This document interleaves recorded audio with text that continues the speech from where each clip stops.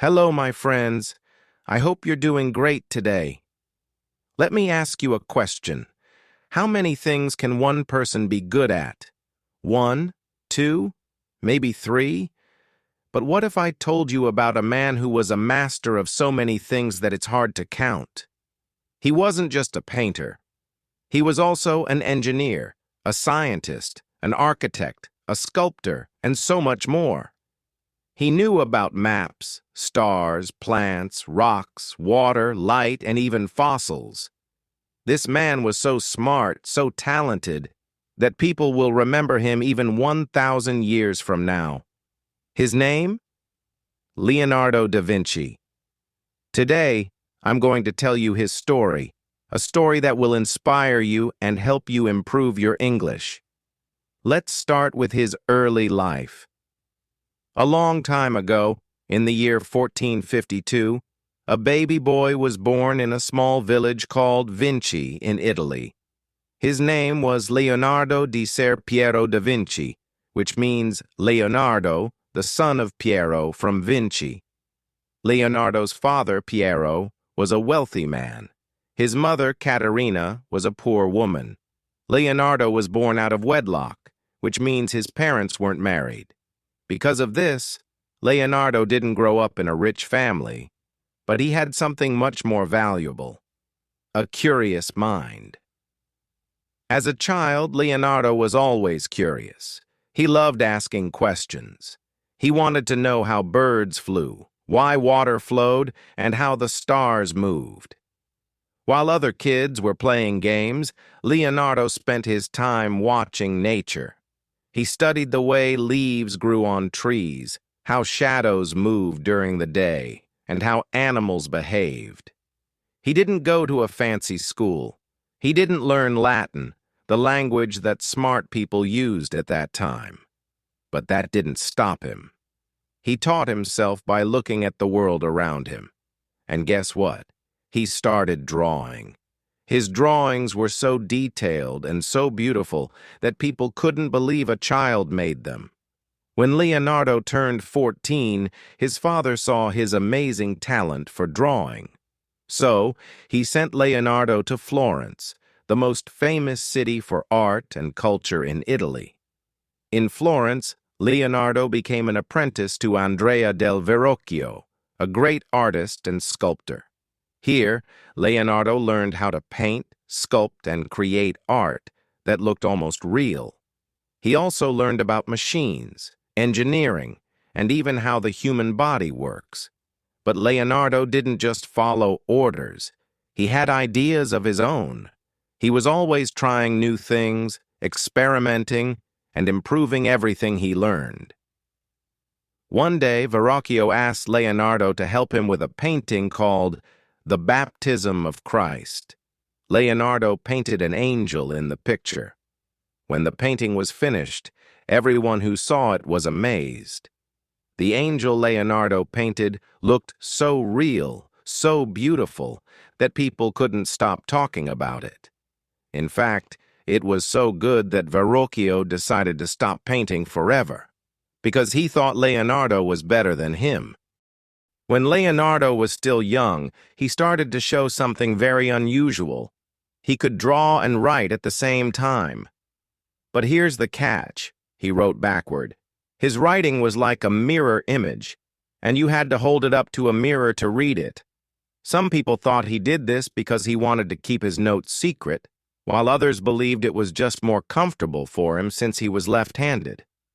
Leonardo wasn't just drawing pretty pictures. He was creating art filled with details that most people didn't even notice in real life. He loved sketching things like plants, birds, and even machines that he imagined. He wanted to understand how everything worked. In 1473, something amazing happened. At just 21 years old, Leonardo created his first known artwork, a sketch called Arno Valley Landscape. This was not just a simple drawing. It was a detailed view of the Arno River and the surrounding countryside. You could see mountains, trees, and the gentle curves of the land. But what made this sketch so special was how realistic it looked. It was like seeing the world through Leonardo's eyes. So clear, so alive. Why is this sketch important? Because it showed how Leonardo was different from other artists. He didn't just draw what he saw, he added depth, movement, and feeling. Even a simple river became a masterpiece in his hands. Leonardo's mind was always working. He wrote down everything he thought about, from how birds fly to how the human body works. But as I told you earlier, he wrote in reverse. Imagine this. You're reading his notebook, and it's like a treasure chest of ideas. He sketched flying machines, bridges, and even designs for weapons. People today still wonder, how could one man think of all this? He also wrote about nature. For example, he would look at a tree and explain why its branches grow in a certain pattern. He studied water and drew sketches of how it moved when it hit rocks or flowed into a stream. Here's something you'll love. Leonardo didn't see a difference between art and science. To him, they were the same. When he painted a bird, he didn't just draw its feathers. He studied how its wings moved. He wanted to know why birds could stay in the air. He even wrote ideas for flying machines that looked like giant bird wings. One of his notes said, "Once you have tasted flight, you will forever walk the earth with your eyes turned skyward." Even though airplanes wouldn't be invented for hundreds of years, Leonardo was already dreaming about humans flying. Back in Florence, Leonardo continued working with Verrocchio. People started talking about him. They said, "This young man is not just an artist, he's a genius." Leonardo loved drawing faces. He had a special gift for showing emotions in his paintings. A smile wasn't just a smile. It could be happy, shy, or mysterious. People felt connected to his art because it seemed alive. He also loved experimenting. Sometimes he would mix his own paints or try new techniques. Leonardo wasn't just drawing and painting. He was also learning. He wanted to know everything about the world. For example, he studied anatomy by dissecting animals and even human bodies. He wanted to know how muscles and bones work together. He looked at the stars and tried to understand how they moved. He drew maps that were so accurate, people used them for years. Leonardo wasn't afraid to ask big questions. Why do plants grow the way they do? Why does water flow faster in some places? How do the human heart and lungs work? Around this time, Leonardo started making sketches for inventions that no one had ever seen before. He drew designs for 1. Flying machines. He imagined a device with wings like a bird that could carry a person into the air. 2. Bridges. He designed lightweight bridges that could be built quickly for armies to cross rivers. 3. Weapons. He even thought of ideas for war machines, like giant crossbows. Leonardo didn't just want to create things, he wanted to improve the world. By the time Leonardo reached his mid-20s, people in Florence knew his name. But this was just the beginning of his incredible journey. He was more than just an artist. He was a man who dreamed of the impossible. His ability to mix art, science, and engineering made him unique. He didn't just live in his time, he was far ahead of it. As Leonardo's fame grew, rich and powerful people started asking him for work. One of his biggest supporters was Lorenzo de' Medici, the ruler of Florence. Lorenzo sent Leonardo to Milan in 1482 to work for the Duke of Milan, Ludovico Sforza. Now, why did Ludovico want Leonardo? It wasn't just for paintings. He wanted Leonardo to design weapons, build fortresses, and create machines for his army. Leonardo wrote a letter to Ludovico, listing all the things he could do. He mentioned building bridges and war machines, creating cannons and weapons, designing new buildings. At the end of the letter, Leonardo casually added, "Oh, and I can paint too." This shows us how versatile Leonardo was. He didn't just see himself as an artist. He was a problem solver, an inventor, and a scientist. In Milan, one of Leonardo's most famous works came to life, The Last Supper. This painting is a masterpiece that still amazes people today. The painting shows Jesus and his 12 disciples at the moment when Jesus says, "One of you will betray me." Leonardo wanted to capture the emotions of each person in that moment. Look closely, and you'll see. Some disciples look shocked. Others look confused or angry. Judas, the one who betrays Jesus, is holding a small bag of money and looking away. Leonardo used a special technique to create depth and make the scene look three-dimensional, but he experimented with the paint, and unfortunately, it started to fade soon after it was finished. Even so, The Last Supper remains one of the most famous paintings in history. While in Milan, Leonardo didn't just paint, he kept exploring science, engineering, and anatomy. He believed that to create perfect art, you had to understand what was beneath the skin. This is why his paintings look so realistic. He knew how the body moved and how light and shadow fell on it. In 1503, Leonardo began working on his most famous painting, the Mona Lisa. This portrait shows a woman with a mysterious smile. People have been trying to figure out her expression for centuries. Is she happy? Sad? Thinking about something? Leonardo spent years perfecting the painting. He used a technique called sfumato, which made the edges of her face soft and blurred, giving her a lifelike appearance. What's amazing is that Leonardo carried this painting with him everywhere he went. It was very personal to him, almost like a part of his soul. Leonardo filled thousands of pages with sketches, ideas, and notes. He wrote about how the human eye works, the flow of water and air, machines that could lift heavy objects. He also wrote small thoughts like, "Learning never exhausts the mind. Simplicity is the ultimate sophistication." His notebooks were like windows into his brilliant mind. Even today, people study them to understand how he thought. Leonardo didn't stay in one place for long. After Milan, he traveled back to Florence and worked on projects for kings, dukes, and even the Pope. He kept inventing and experimenting, but not everything he started was finished. Why? Because Leonardo's mind was always moving to the next big idea.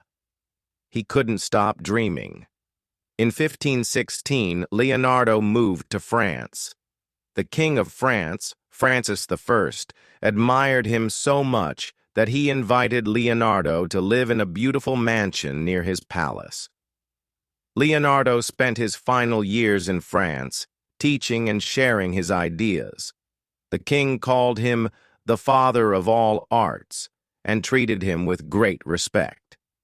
On May 2, 1519, Leonardo da Vinci passed away at the age of 67.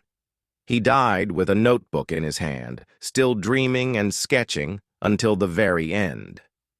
Leonardo da Vinci wasn't just a painter or a scientist. He was a man who showed us that curiosity and hard work can lead to greatness. He taught us to never stop learning and to see the world with wonder. Even 500 years later, his art, ideas, and inventions continue to inspire millions. Leonardo da Vinci's genius extended beyond his paintings. His curiosity about the world, his scientific observations, and his unmatched creativity left a mark on history that remains unshaken.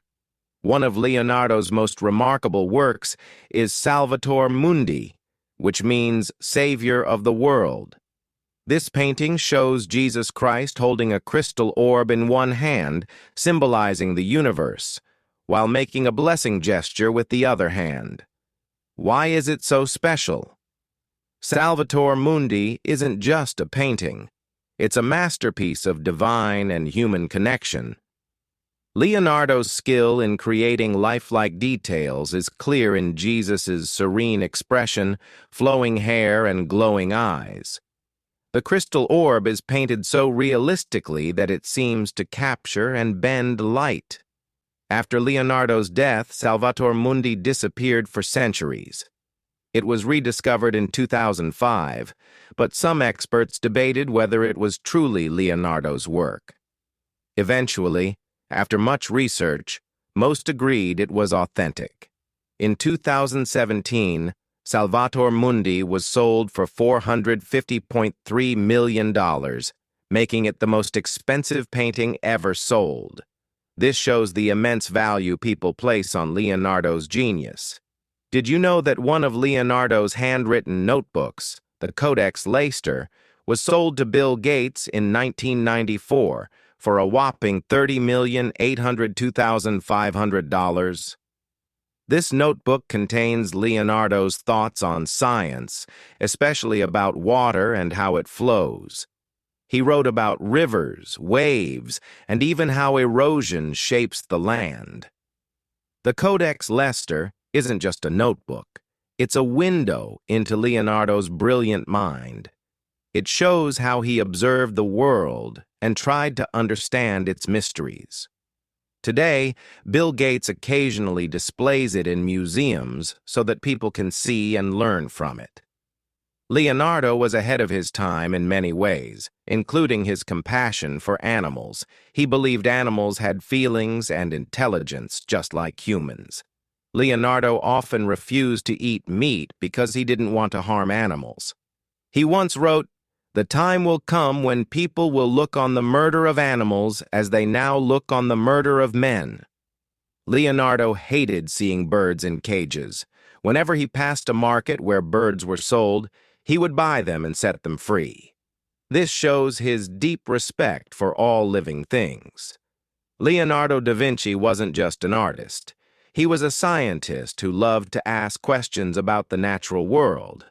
One of his questions was, why is the sky blue? Leonardo discovered that the sky appears blue because of how sunlight scatters through the air. He wrote about how tiny particles in the atmosphere spread the blue light more than other colors, making the sky look blue to our eyes.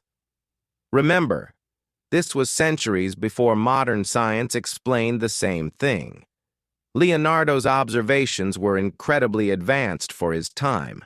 Leonardo was fascinated by the human eye. He called it the window to the soul. Leonardo studied how the lens in the eye bends light to create images. He made detailed sketches of the eye and described how it works, paving the way for future discoveries in optics. For Leonardo, understanding light wasn't just about science. It was about making his art better. By studying light and shadow, he learned how to make his paintings look incredibly real. Even though Leonardo was a genius, he also had a playful side. He loved jokes and riddles. In his notebooks, you'll find funny sketches, like a man with a huge nose or a silly invention that served no real purpose. For Leonardo, laughter was another way to explore life. He believed in balancing hard work with moments of joy and curiosity. Leonardo da Vinci wasn't just a man, he was a phenomenon. Even after centuries, his name shines as brightly as ever. He achieved so much in his lifetime that it feels almost unbelievable. But what made him extraordinary wasn't just his talent. It was his curiosity, his passion for learning, and his determination to leave the world a better place. In this final chapter, let's dive into how Leonardo da Vinci's legacy continues to inspire us and what lessons we can learn from his incredible journey. As Leonardo lay on his deathbed on May 2nd, 1519, surrounded by those who admired and respected him, he is said to have spoken his last words. "I have offended God and mankind because my work did not reach the quality it should have." These words show Leonardo's humility. Even after achieving so much, he believed there was more he could have done. This teaches us that true greatness comes with a sense of responsibility and a constant desire to improve. After his death, Leonardo's works, ideas, and notebooks spread across the world. His inventions inspired future scientists and engineers. His art became the gold standard for beauty and realism. His notebooks revealed a mind that was centuries ahead of its time. Many of Leonardo's inventions, such as flying machines, hydraulic pumps, and even designs for robots, inspired future advancements. He imagined things that would only be invented hundreds of years later. His paintings like the Mona Lisa, The Last Supper, and Salvator Mundi are not just artworks. They are masterpieces that capture human emotion and divine beauty. They continue to attract millions of people to museums and exhibitions. Leonardo taught us to observe the world closely. He believed that nature was the ultimate teacher. His studies of water, light, plants, and the human body revealed truths that modern science later confirmed. Leonardo da Vinci had a unique way of thinking that made him stand out. 1. Endless curiosity. Leonardo asked questions about everything. Why do birds fly? How does the heart pump blood? What makes the sky blue? This curiosity drove him to learn and discover. 2. Passion for learning. Leonardo never stopped learning. Even when he became famous, he continued to read, study, and experiment. 3. Belief in hard work. He didn't rely only on talent. He worked hard to improve his skills, whether it was painting, engineering, or studying anatomy. 4. A love for sharing knowledge. Leonardo shared his discoveries through his notebooks, which he hoped would help future generations. Leonardo da Vinci's life offers valuable lessons for anyone who wants to achieve greatness. Be curious. Never stop asking questions. Curiosity is the first step toward discovery. Learn new things. Don't limit yourself to one subject. Explore different areas of knowledge. Who knows? You might find a hidden talent. Work hard. Talent is important, but hard work is what turns dreams into reality. Don't fear failure. Leonardo's inventions didn't always work, but he never gave up. He saw failure as a step toward success. Stay humble.